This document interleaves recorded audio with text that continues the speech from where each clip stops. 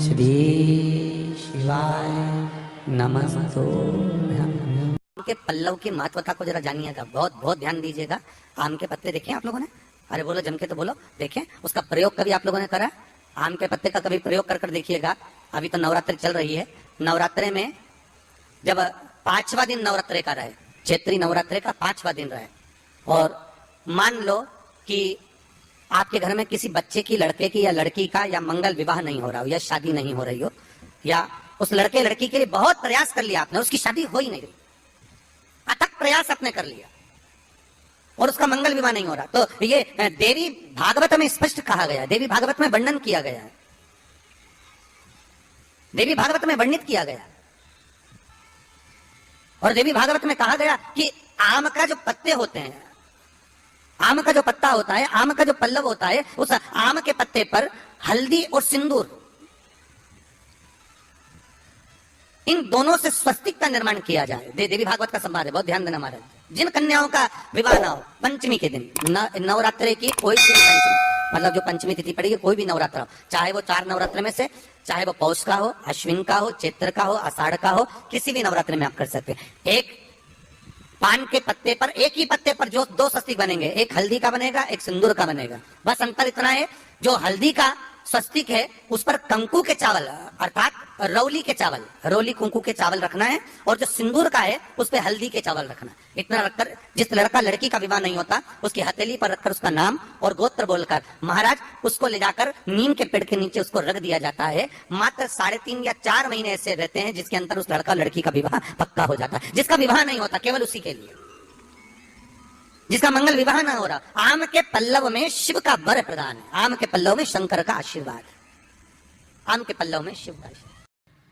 जिस व्यक्ति को रोग बहुत घेर रहा हो, बहुत ज्यादा रोग घेर रहा हो, एक बीमारी पूरी ठीक नहीं होती, दूसरी लग जाती है, दूसरी ठीक हुई नहीं, तीसरी हो गई, तीसरी ठीक नहीं हुई, चौथी हो गई। जिस व्यक्ति को रोग ज्यादा घेर रहा हो, तो अगर शंकर जी के मंदिर में आप जल चढ़ाने जाएं या दूध चढ़ाने जाएं, तो उसमें काली मिर्ची एक डालकर लेकर जाएं शंकर जी को चढ़ाने के लिए।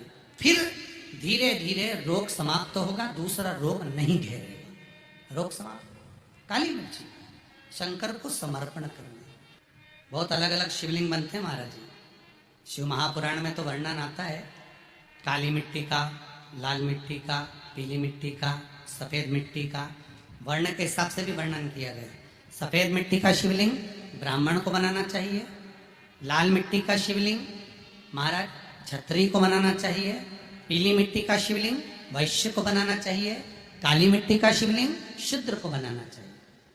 शिव महापुराण की कथा कहती है, विदेश्वर संहिता कहती है, शिवलिंग चाहे मट्टी का बनाओ, शिवलिंग चाहे आप पाषाण का रखो, शिवलिंग चाहे आप पारे का रखो, चाहे स्फटिक का रखो, पर इतना याद रखना, शिवलिंग की आकृति अपनी हथेली पर हाथ को रखकर देखना, अंगूठे को खोल कर देखना, इससे बड़ी मूर्ति घर के अंदर नहीं होना चाहिए। विशेष जब कामना रहती है, विशेष कामना, आज आपका मन कर गया 108 चावल के दाने मेरे को शिव जी को चढ़ाना है, 108 चावल के दाने मुझे आज शंकर भगवान को चढ़ाना। विशेष आज आपके मन में कोई मनोरथ बड़ा है, कोई कामना बड़ी है, और बाबा से आपने विनती करी कि मेरा ये कार्य अटक रहा है, आप पूरा करोगे, मुझे विश्वास है। 108 चावल के दाने चढ़ाना है। आपने चंदन लगाया, हाथ की हथेली पर 108 चावल के दाने जो घर से गिनकर लेकर गए हो, उसको हथेली में रखा। एक एक चावल का दाना नहीं चढ़ाया, हथेली में रखकर जब विशेष कामना, जैसे किसी कर्मकांडी ब्राह्मण से पूछा जाए, पूजन होने के बाद में विशेष अर्घ दिया जाता है, विशेष अर्घ, विशेष कामना के लिए। एक पत्र में आया विशेष कामना का फल, किसी ने सुन लिया था। 108 अक्षत के दाने हाथ में हो, और आपकी कामना कर कर जिस कार्य के लिए आपने बाबा को आज स्पर्श किया है, हाथ में लेकर जहां आपने चंदन लगाया है, उसी जगह पर हथेली से बाबा को चंदन वाले स्थान पर उस 108 चावल के दाने को रख देना चाहिए, छोड़ देना चाहिए या लगा देना चाहिए।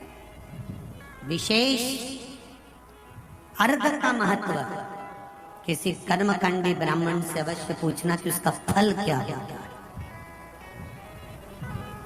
एक काम करिए, अब आप बालू के शिवलिंग की जगह, मिट्टी के शिवलिंग की जगह, पार्थिव शिवलिंग की जगह एक काम करना कि आप किसी मंदिर में जाकर शिवलिंग का मात्र स्पर्श कर लेना भी, केवल स्पर्श कर लेना भी पार्थिव शिवलिंग के निर्माण का फल है। केवल स्पर्श, जम के तो बोलो जरा।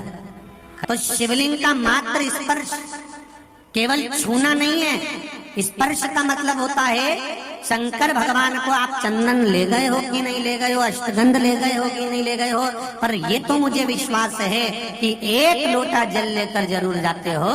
जल चढ़ाने के बाद भी अगर आप 3 उंगलियां शिवलिंग पर अगर मात्र घुमा देते हो तो समझ लो कि आप प्रतिदिन पार्थिव शिवलिंग का निर्माण कर रहे हो। और शिवलिंग की पूजा प्रतिदिन आप शिवलिंग का स्पर्श मात्र घुमाने पर ही पार्थिव शिवलिंग का निर्माण